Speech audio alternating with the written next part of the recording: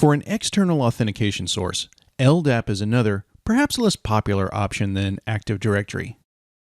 LDAP is a standards-based networking protocol that is used to query and modify directory services. It is also a lightweight mechanism for accessing an X.500-based directory server. Now, Cisco includes built-in schemas for Active Directory, Sun Directory Server, Novell eDirectory, and custom LDAP.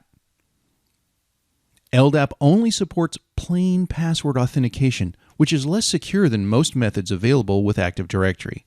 However, LDAP sessions can and should be protected using TLS-based LDAP Secure or LDAPs.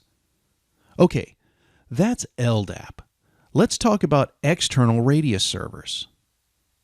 A Radius server supports the Radius protocol and provides authentication, authorization, and accounting services to users and devices.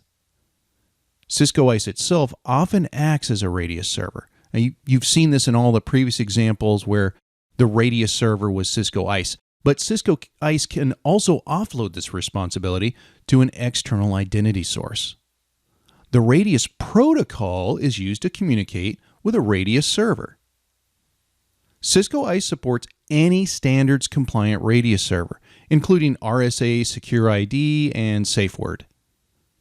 Radius supports password-based PAP authentication or token-based PEEP authentication with inner EAP-GTC or EAP-FAST with inner EAP-GTC. Okay, let's look at the rest of the external identity sources that can be used with Cisco ISE. Security Assertion Markup Language, or SAML, is an XML-based open standard data format. It describes the exchange of security-related information between trusted business partners. This exchange is between identity providers and a service provider. And for our purposes, Cisco ISE fills this service provider or SP role.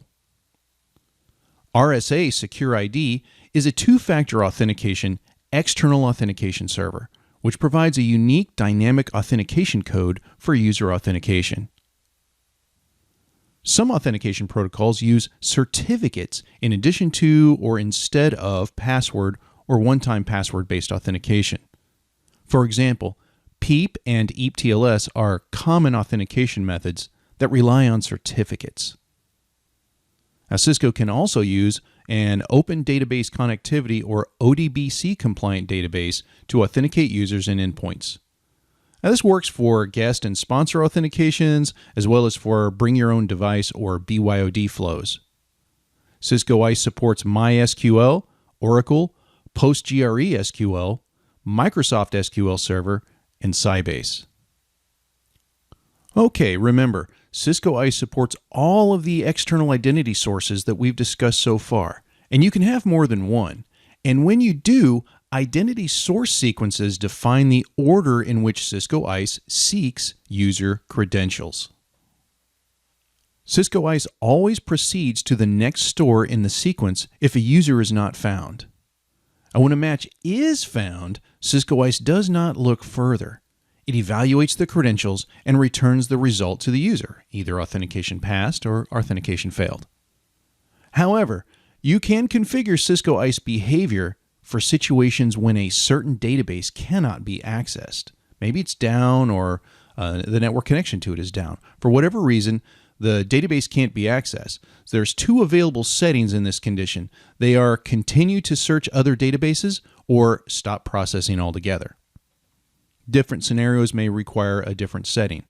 Let's look at an example deployment with three databases: Active Directory, LDAP, and an internal identity store. The user attempts some kind of EAP authentication method, it doesn't matter which kind, and they send their username. Cisco ISE was configured to check AD first, but the user is not found in Active Directory. So, Cisco ISE proceeds to LDAP, which was configured as its second choice. But this server is down for some reason. Now, since the option proceed to the next store in the sequence is configured, Cisco ISE falls back to the internal identity source. Because the user is found in this database and the credentials match, authentication succeeds.